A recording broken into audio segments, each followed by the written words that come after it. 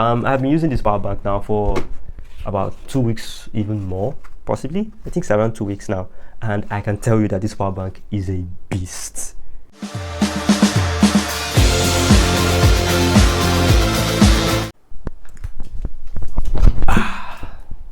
Hi guys, welcome to another video. So in today's video, we're going to be talking about the MI Powerbank Boost Pro. The MI Powerbank Boost Pro. Now, I've done a video on power banks before. If you haven't seen it, you should probably check it out. Please check it out. It's a very important one. You should use that as your foundation to build on before you even get into this video. It's very important that you do. It is of the utmost importance. If you're not going to watch it now, then at the end of the video, probably you should watch it. So I've gotten this. This is the MI Boost Pro, MI Powerbank Boost Pro. There's really no name for that. I prefer the old name when they had the MI2C and so on and so forth. Easy, straightforward, but the MI Powerbank Boost Pro. Obviously, this is from Chinese smartphone makers, Xiaomi, tech giants, and I've been using one of their products before. I was using the MI2C. I bought the MI2C in 2019, and it lasted up till this year, where it finally gave up the ghost. It became too big, and batteries were swollen. I had to dispose of it. So I've gotten a replacement, a bigger replacement. So this is the MI Powerbank Boost Pro. It is a 30,000 mAh power bank, and that's what's in the box. So this is huge. Okay, it's not as big as I thought. I mean, seriously, it looked bigger in pictures. It actually did look bigger in pictures. It's quite beefy too. It's quite heavy. Let me put this down here. And what else is in the box? There is a cable. There's a cable here, short one. This power bank doesn't come with any chargers. If you want to know, there is no charging brick here. It's just the cable, and I really like this cable. It charges quite fast. I already have one like this, but it's white. And finally, it's right here, a user manual. So yeah, that's that. We're going to put these away. We're going to put these away all the way over there. Yep. So this is the MI2C. What does this power bank bring? Now, as always, if you know me, if you've known me for a while, it's very important to check the specs. I always check the spec sheets, and I always tell you to please endeavor to check the spec sheet, especially before you buy, not even after. So what's here? We've got a manual. We've got a manual here, but first, before we do that, we're going to be looking at the spec sheet. I've already got the specs here.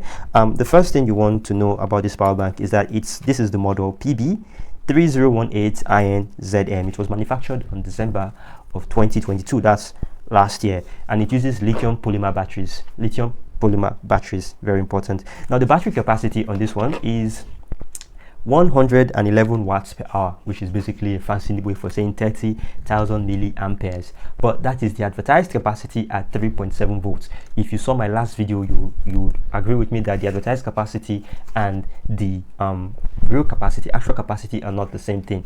So, like I said, please go and watch that video. It will help build the foundation for this one. The actual capacity on this power bank should be roughly, like I said it there, that a power bank, the actual capacity of a power bank, or the real capacity of a power bank, is roughly 2/3 of its actual capacity. That means this power bank right here is somewhere around 20,000 mAh real capacity. 20,000 mAh real capacity, 20, 21, 22,000 or thereabouts, roughly. A power bank would deliver roughly 2/3 of its advertised capacity. That's the real one. So the advertised capacity is just there, for advertising purposes. The real capacity is a bit lower.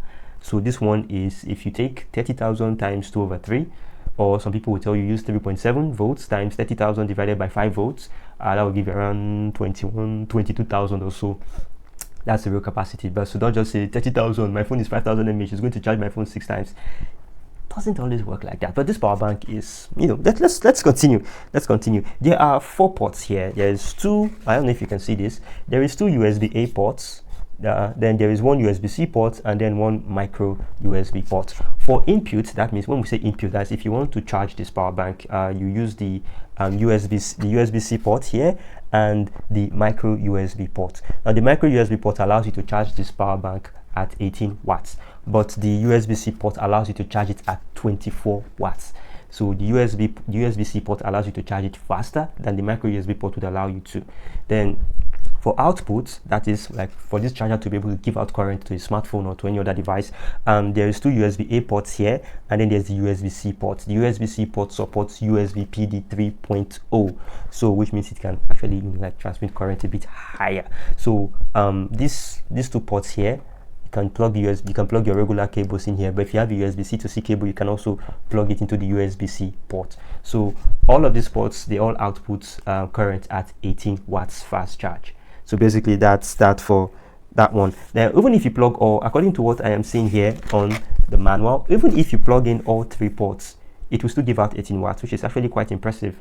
I will probably test that out and then I'll leave it in the community tab so we can check. Now charge time for this power bank is around 10 hours, so you are advised to use a 25, an 18 or a 25 watt charger if possible, for for best time, so to speak, if you want to charge it or if you want to top it up pretty quickly. And then also there is a charge controller present for intelligent charging. There's a CPU here, there's a charging chip here that manages charging, so it would prevent overcharging, discharging, overheating and the like. So I can confirm that this power bank, I've had it for about a week now. Don't mind the unboxing. I've had it for about, actually it's more than a week now. I've had it for more than a week now, and I can confirm that there is intelligent charging on this. So there are two modes, there are two charging modes here. You've got the normal mode or the high powered mode where it charges at 18 watts, but if you want to use it to charge like devices like say a smartwatch, for example, please do not charge smartwatches with full 18 watts charging mode. You're going to spoil them. Smartwatches, what do you call now, TWS earbuds, please do not charge them with fast chargers. Use 5 watts or 10 watts if possible to charge them. So there's a button on the side here, if you can see it. If you double click it, let me bring this close to the mic. If you double click it like that, it's going to switch over to a low powered mode for charging your low power devices. If you tap it once, it's going to come back to like the high powered mode. So those are the two charging modes, a normal 18 watt mode and a low current or a low powered mode for charging like very small Bluetooth enabled devices. So let's put this one down and then let's move over to the manual. I'll always tell people to read the manual. It's very important. Like everything I've already explained is here: the product overview, the micro USB ports on there, the button, and then how it charges, how it discharges. If it's charging, the 4 LED lights are going to blink one after the other. The first LED light 0 to 25%, second one 25 to 50, the third one 50 to 75, the last one 75 to 100. When all 4 lights are fully charged, they will come on and they will stay on. They won't blink, they would stay on.